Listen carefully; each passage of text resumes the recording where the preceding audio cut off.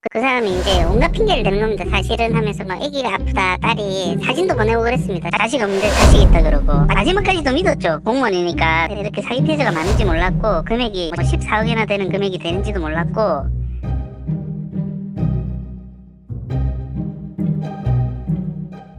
안녕하세요, 김민석 변호사입니다. 오늘 말씀드린 사건은 이제 저희 직원이 저를 위해서 사건들을 좀 추리고 정리해 준단 말이죠. 근데 야, 이게 맞아? 진짜 소국에 맞아? 이렇게 할 정도로 좀 약간 이상한 사건이다 이게. 일단 한번 최근의 정보를 볼게요. 이분은 전남 광양에서 핸드폰 가게를 하시는 분이에요. 전남은 광주지방법원에서 하는 거고 220만 원 월세 사셨고요. 이 월세를 사셨다면은 알고 계시죠? 이 월세 일부분은 추가 생계비 인정받을 수 있다. 결혼 안 하셨고 월 수입은 핸드폰 가게에서 한 달에 한 200 정도 남는 그런 사업을 하신 분이에요. 이분이 총 채무액이 2억이거든요. 2억? 2억인데 이 중에 그 사기당한 금액이 한 1억이 약간 넘어가요. 근데 이 사기가 되게 웃긴 게 뭐냐면 이분이 이제 동네에서 핸드폰 장사를 하시는 거죠. 소방공무원 옷 입은 어떤 남자가 들어와서 뜬금없이 뭐 자기 얘기를 하면서 돈을 처음에 빌려달라고 그랬대요. 처음 보는 사람이.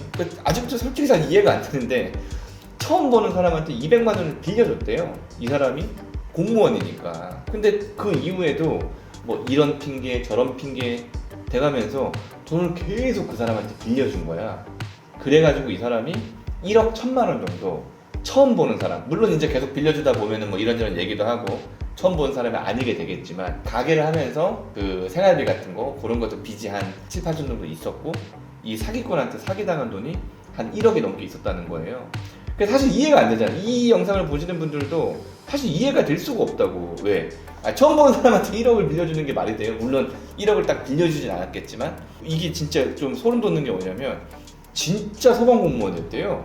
이 우리 그 회생한 우리 의뢰인 이 아저씨가 이 사람한테 결국에 돈을 못 받고 하니까 경찰에 이제 사기로 고소를 하려고 갔는데 수사관이 이 사람 이름을 딱 듣자마자 아, 그 사람이요 하면서 알았다는 거야. 처음에는 이제 처음 본 사람한테 200만 원을 빌려주고 그 다음에 그 돈을 빌리고 갚는 관계가 지속이 되면서 1억 넘게 사기를 당한 게 이해가 안 됐는데 이 사람한테 사기당한 사람이 그 동네에 엄청나게 많고 14억이라는 피해 금액이 있었다는 거예요. 그리고 얘는 어떻게 됐겠어? 얘는 빵에 갔겠죠. 너무 당연하게 빵에 갔겠지. 얘가 지가 공무원인데 도박을 해가지고 이 도박 빚을 졌는데 이거를 또 도박을 끊질 못해가지고 이렇게 자기 이제 공무원 신분을 이용해서 사기를 친 게 그 돈이 14억이라는 거예요. 얼마나 말을 잘했겠어요. 뭐 동네에 뭐 이 핸드폰 아저씨만 사기당한 게 아니라 부동산 사람도 사기당하고 자기 동료들도 사기당하고 해서 14억을 사기당했다는 거예요. 뭐 어쨌든 간에 그죠? 2억 정도의 어떤 채무액이 있었고 채권자도 12명. 이분도 이 사람한테 돈을 빌려주기 위해서 여기저기서 또 이빨 또 융통을 한 거예요. 최근 채무는 없었고 그 다음에 재산은 1830만 원. 이게 아마 가게 보증금일 거예요. 그리고 뭐 이 세 못 낸 거 이런 것들 이렇게 해가지고 아마 좀 까여가지고 이 정도였던 것 같고 그래가지고 결국에는 어떻게 변제율이 나왔냐. 소득이 얼마 없잖아요. 그죠? 그러면 최저 생계비가 125만 원이고 그걸 뺀 거를 36개월 갚는 게 원칙인데 그러면 우리가 180만 원에서 125만 원 빼고 그 다음에 30 몇 개월 갚으면 50만 원씩 뭐 이렇게 갚아봐야 2천이 안 된다는 거죠. 그러면 자기 청산 가치보다 낮잖아요.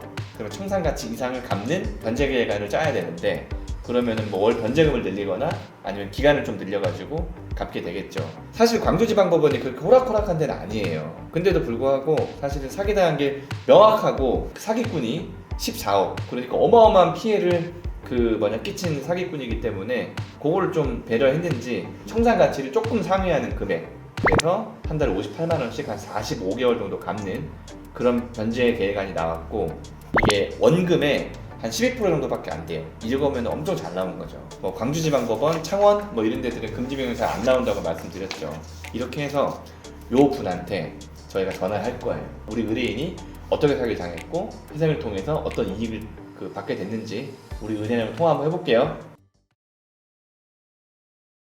처음에 119 구급 때 소방복 입고 와가지고 처음에는 뭐 자기 뭐 카드 이걸 한번 못 메꾸면 공무원 신분이 날아갈 수도 있어서 지금 너무 걱정이다 라면서 처음엔 160 얼마만 있으면 된다는데 또 뭐 말 못할 뭐 그런 것도 있나 보다 해서 200만 원을 줬죠. 조금 있으니까 다른 카드도 또 뭐 이러면서 300 첫날에 1,100만 원을 빌려줬죠. 이제 그 중간에 거의 뭐 한 2달? 10월 말부터 한 12월까지 사기치는데 온갖 거짓말을 합니다. 총 피해액이 14억이 넘거든요, 피해자들이. 이제 제가 피해본 거는 1억 1,000 몇백인데 최고 피해 많이 본 사람은 뭐 11억 얼마? 뭐 이래가지고는 이제 그 사람은 지금 징역형을 살고 있죠.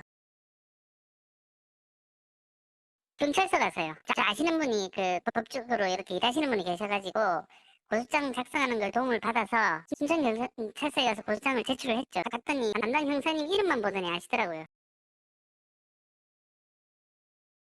제가 알기로는 원룸 주인 그다음에 소방관 동료, 거기 당구장에서도 저처럼 이렇게 해가지고 또 피해자 있고, 저 전당포인가? 거기도 또 사기를 쳤더라고요. 차를 이미 담보가 잡혀서 다 처분된 차를 갖다가 없는 것처럼 처분해가지고요.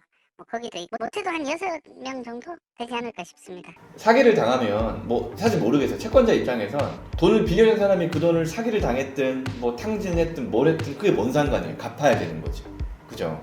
근데 또 사기를 당한 입장에서는 또 우리 입장에서 보면 내가 쓴 적도 없는 돈을 그죠? 갚는 게 좀 억울할 수도 있어요. 그죠? 내가 썼으면 좀 덜 억울하겠는데 진짜 사기당했으면은 그죠? 그 사기를 수사기관에 고발해서 이게 그 유죄가 나왔다 아니면은 이게 진짜 사기로 인정이 됐다 그러면 사기의 피해 금액에 대해서는 사실 청산가치 반영하라는 보정들을 잘 안 내긴 해요. 그러니까 사기당하셔가지고 삶이 갑자기 어려우신 분들, 그런 분들은 사실은 채권자 입장에서 갚으시면 좋겠지만 여러분들이 사기의 피해자임에도 불구하고 그 돈을 갚는다고 인생을 엄청나게 힘들게 끌고 가실 필요는 사실 없는 거예요. 그렇기 때문에 특히 사기당하신 분들은 회생이라는 그죠? 이런 제도를 좀 이용하셨으면 좋겠긴 해요. 뭐 채권자한테 뭐 미안한 건 항상 마찬가지죠.